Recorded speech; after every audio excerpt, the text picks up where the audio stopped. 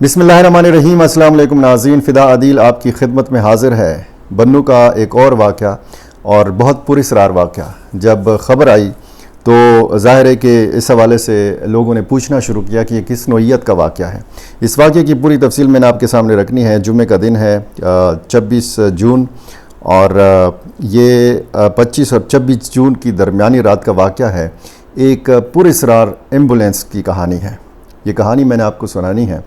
اور کچھ دن پہلے ایک ایمبولینس گاڑی سینٹرل جیل بنوں کے سامنے کھڑی ہوتی ہے اور جب ایک قیدی وہاں سے رہا ہوتا ہے جس کا نام محمد شعیب ولد سید نواز بتایا گیا ہے، گریڑیاں شاہ جہان کا یہ رہائشی ہے، یہ جب عدالتی حکم پر رہا ہو جاتا ہے تو سینٹرل جیل کے باہر ایک ایمبولینس میں اس کو ڈالا جاتا ہے، اس کو اغوا کر لیا جاتا ہے۔ اس واقعے میں یہ بتایا گیا ہے کہ یہ جو محمد شعیب نامی نوجوان تھا، کچھ روز قبل محکمہ انسداد دہشت گردی یعنی CTD نے شک کی بنیاد پر حراست میں لیا تھا۔ بعد ازاں عدالت نے کیس کی سماعت کے بعد اس کی رہائی کے احکامات جاری کیے، جس پر اسے سینٹرل جیل بنوں سے رہا کر دیا گیا، لیکن فوری طور پر رہائی کے فوراً بعد اس کو ایک ایمبولینس گاڑی میں ڈال کر اغوا کر لیا گیا ہے۔ آج اس شعیب نامی شخص کی لاش برآمد ہوئی ہے، لیکن اس اکیلے کی لاش برآمد نہیں ہوئے، 3 اور افراد ہیں، ان کی لاشیں بھی برآمد ہوئی ہیں۔ واقعہ یہ ہے کہ خبر یہ آئی صبح سویرے کہ جناب بنوں کا جو سی پیک سرکلر روڈ ہے یا لنک روڈ ہے، اس پر ایک ایمبولینس گاڑی میں 4 لاشیں پڑی ہوئی ہیں اور اب ان 4 کی شناخت ہو چکی ہے۔ ان کے نام، ان کی ولدیت، ان کے ایڈریس وغیرہ سب پتہ چل چکا ہے کہ یہ کون لوگ ہیں۔ اب جب اس کا رد عمل آئے گا، ظاہر ہے کہ ان کے اہل خانہ کی طرف سے رد عمل آئے گا۔ پہلے تو یہ واقعہ ایسے سمجھ لیا گیا تھا کہ جیسے دہشت گردوں نے حملہ کیا ایمبولینس گاڑی کے اوپر، تو پھر ظاہر ہے کہ لوگوں نے پوچھنا شروع کیا کہ اس میں شاید مریض تھے، کسی ایک خاندان کے لوگ تھے، کسی ایک علاقے کے لوگ تھے۔ پھر جب آپ ایمبولینس گاڑی کا تصور ذہن میں لاتے ہیں تو پہلا خیال یہی آتا ہے کہ اس میں مریض ہوں گے، اس میں زخمی ہوں گے، یا کوئی خالی ایمبولینس کسی مریض کو اٹھانے کے لیے جاری ہوگی، یا کسی ایمبولینس کا ڈرائیور ہسپتال جا رہا ہوگا، یا کسی مریض کے پیچھے جا رہا ہوگا۔ لیکن جب یہ اطلاع آئی کہ ایک نجی ایمبولینس، یہ سرکاری ایمبولینس نہیں ہے، یہ ایک نجی ایمبولینس ہے، اور یہ بتایا گیا ہے کہ یہ جو واقعہ ہوا ہے یہ تھانہ میرا خیل کی حدود میں ہوا ہے، اور اس حوالے سے یہ بتایا گیا ہے کہ جب اس سرکلر روڈ کے اوپر یعنی جو سی پیک کا لنک روڈ ہے، یہ منیب پیٹرول پمپ کے قریب یہاں پہ بتایا گیا ہے کلتور فاؤنڈیشن کی یہ سفید رنگ کی پرائیویٹ ایمبولینس سے بتایا گیا کہ گولیوں سے چھلنی 4 افراد کی لاشیں برآمد ہوئی ہیں۔ اب ظاہر ہے کہ لوگوں نے تو یہ کیا، افسوس کا اظہار کیا، اور ہوتا ہے جب بھی لاشیں برآمد ہوتی ہیں لوگ افسوس کا اظہار کرتے ہیں، لیکن جب واقعہ کا پوری تفصیل سامنے آتی ہے تو پھر کچھ واقعات کی نوعیت بدل جاتی ہے۔ اب اس واقعے کی اتنی تفصیل تو سامنے آ چکی ہے کہ یہ 4 لوگ جو ہیں یہ کون ہیں، لیکن اس کی مزید تفصیلات آنا ابھی باقی ہیں۔ یہ جو میں آپ سے بات کرنا ہوں یہ مکمل تفصیلات نہیں ہیں، تفتیش ایک معمہ ہے۔ کون آیا، کون اس واقعے کا ذمہ دار ہے، کس نے ان 4 افراد کو قتل کیا، اور ان لوگوں کا بیک گراؤنڈ کیا تھا۔ کچھ لوگ کہتے ہیں گڈ اور بیڈ طالبان کی آپس کی لڑائی تھی، کچھ کہتے ہیں سہولت کار تھے، کچھ کہتے ہیں گناہ گار نہیں تھے۔ بہرحال جو بھی تفتیش سامنے آئے گی ظاہر ہے کہ اس میں مزید تفصیلات پھر بتائی جا سکیں گی، اور یہ تقریباً 6:30 یا صبح 7 بجے کا وقت ہے جب لوگوں کو پتہ چلا کہ یعنی 6 بجے کے بعد ہی پتہ چلا کہ جناب یہاں پہ کوئی گاڑی ہے، ایمبولینس گاڑی ہے، اس میں اس طرح کی 4 لاشیں پڑی ہوئی ہیں۔ مقامی پولیس اور ریسکیو 112 کی ٹیمیں موقع پر پہنچی، انہوں نے وہاں سے لاشیں اٹھائیں۔ گاڑی کے جو مناظر ہیں وہ بھی ظاہر ہے کہ اس میں خون جگہ جگہ بکھرا ہوا اور خون میں لت پت یہ 4 افراد تھیں۔ ان 4 کو پھر ڈسٹرکٹ ہیڈ کوارٹر اسپتال بنوں منتقل کیا گیا۔ قانونی کارروائی کے لیے اور شناخت کے لیے. بعد میں جب ان کی شناخت بتائی گئی تو یہ بتایا گیا کہ جناب ان میں وہ ایک شخص بھی شامل ہے کہ جو جیل سے رہا ہوا تھا اور جس کو اغوا کر لیا گیا تھا. باقی جو لوگ ہیں ان کی بھی شناخت جو ہے یہ بتائی گئی ہے، اور یہ بتایا گیا ہے کہ اس میں واحد ولد عطا محمد سکنہ نارے پل یہ علاقہ ہے، اور شعیب خان سکنہ گریڑا شاہجہان، ہارون اور محمد نور عرف محمد علی یہ مومن خیل کے 2 رہائشی ہیں، اور یعنی مختلف علاقوں سے تعلق ہے، اور ان کی لاشیں ایک ہی ایمبولینس گاڑی سے برآمد ہوئی ہیں. بنو میں ملیٹنٹس کی موجودگی ہے.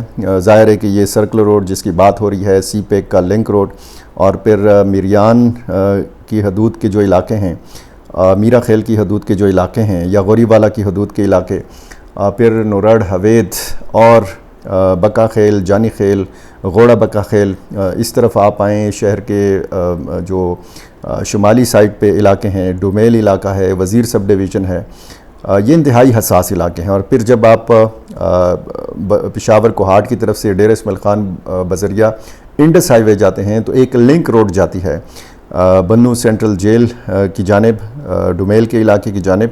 یہ لنک روڈ جو ہے یہ بھی انتہائی حساس ہے.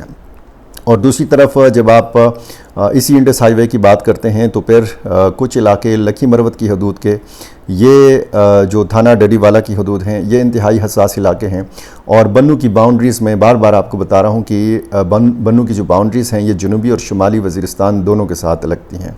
اور پھر جب آپ وزیر سب ڈویژن یا بکا خیل کے یا مومن خیل کے علاقوں کی بات کرتے ہیں تو یہاں سے ایسے راستے نکلتے ہیں جو دوآبہ، ٹل اور کرم جو اضلاع ہیں یہاں پہ یہ راستے نکلتے ہیں. اور پھر کرم، بنو اور ہنگو یعنی ٹل کا علاقہ اور شمالی وزیرستان، یہاں کا جو سنگم کے علاقے ہیں یہ بھی انتہائی حساس ہیں.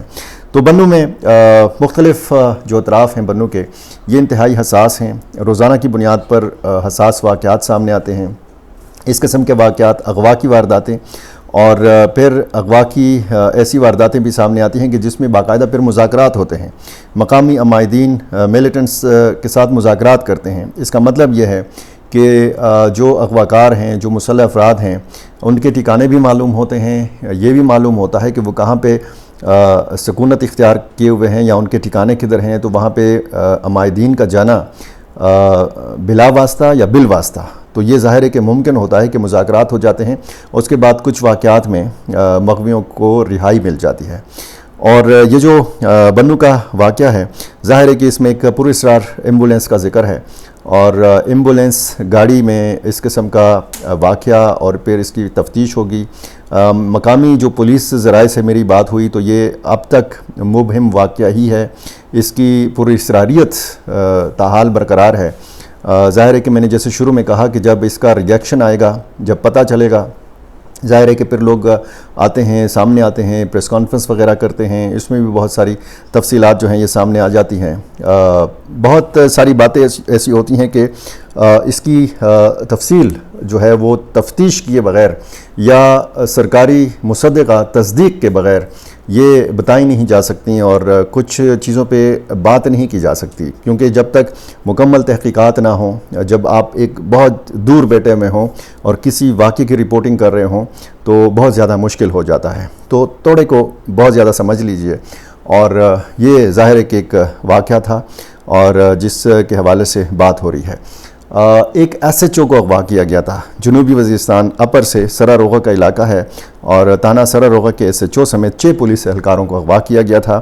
اور ایس ایچ او کا نام احمد شاہ، ڈرائیور حضرت عمر، گنر طارق، گنر کلیم، گنر عبداللہ شاہ، اور بی ڈی اہلکار عبدالرزاق اور بی ڈی اہلکار ابراہیم، ان کو اغوا کیا گیا تھا.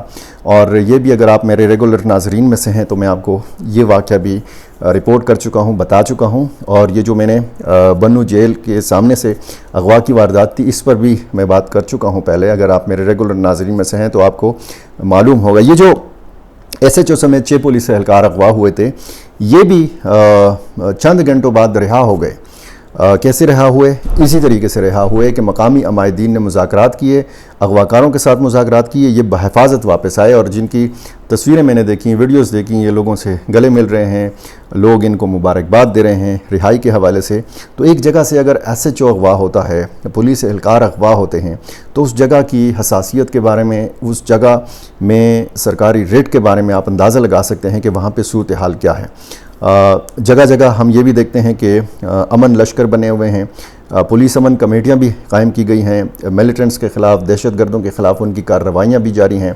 और ये भी देखा गया है कि बन्नू हो, लकी मरवत हो, वहाँ पे आम लोग असलहा उठाकर फिर शाना बशाना मिलिटेंट्स के ख़िलाफ़ लड़ते भी हैं। फोर्सेस के साथ, पुलिस के साथ मिलकर वो फिर मुकाबला करते हैं और बहुत सारे इलाकों से सफाया भी किया जा चुका है। लेकिन ये सूरत हाल काफ़ी तशवीशनाक है। इसमें सूबाई हुकूमत की ज़िम्मेदारी ज़ाहिर है कि बनती है। जब हम पुलिस की बात करते हैं, जब हम CTD की बात करते हैं, तो फिर वसाइल के हवाले से भी बात होती है, यहाँ पे गवर्नेंस के हवाले से भी बात होती है, यहाँ पर फिर इस सूबे में सिविल मिलिट्री बैलेंस के हवाले से भी बात होती है, जो नज़र नहीं आ रहा। और यही वो एक वजह है बुनियादी कि जिसकी वजह से हम ये फिर देख रहे हैं कि वो बीच में जो गैप है वो फिलअप हो जाता है इन तंजीमों की सरगर्मियों की वजह की शक्ल में। अब ये वाक़यात ज़ाहिर है कि इसमें फिर जैसे मैंने पहले कहा था कि पुलिस अमन कमेटियाँ बनी हैं, वो कार्रवाइयाँ करती हैं, फिर मावराए अदालत कत्ल के इल्ज़ामात भी लगते हैं, लगे भी हैं। लकी मरवत में इसी तरह के मसाइल हैं, बनू में इसी तरह के मसाइल हैं। एक डिसिप्लिन्ड फोर्स के अंदर फिर कमेटी बनाना, तंजीम साजी करना, ये भी ज़ाहिर है कि इस पे सवाल उठता है। लेकिन वहाँ पे शायद लोग फेड अप हो चुके हैं, लोग तंग आ चुके हैं, लोग अमन चाहते हैं। लोग अब चाहते हैं कि उनकी मामूल की ज़िंदगी बहाल हो, उनका कारोबार बहाल हो, उनके बच्चों की तालीमी सरगर्मियाँ बहाल हों, बच्चा घर से बाहर निकल जाए, कोई भी शख्स घर से बाहर निकले तो घर वाले इस दुआ में मसरूफ़ हो जाते हैं, सारा दिन दुआ करते हैं कि ये जो शख्स या ये जो बच्चा या ये नौजवान घर से बाहर निकला है, ये ज़िंदा सलामत घर वापस आ जाए। ये खैबर पख्तूनख्वा की का जो जनूबी रीजन है, इसकी ये मजमूई सूरत हाल है। मेरा चैनल आपने अभी तक सब्सक्राइब नहीं किया, ये कर लीजिए। मुझे अपनी राय से ज़रूर नवाजा कीजिए। बहुत शुक्रिया।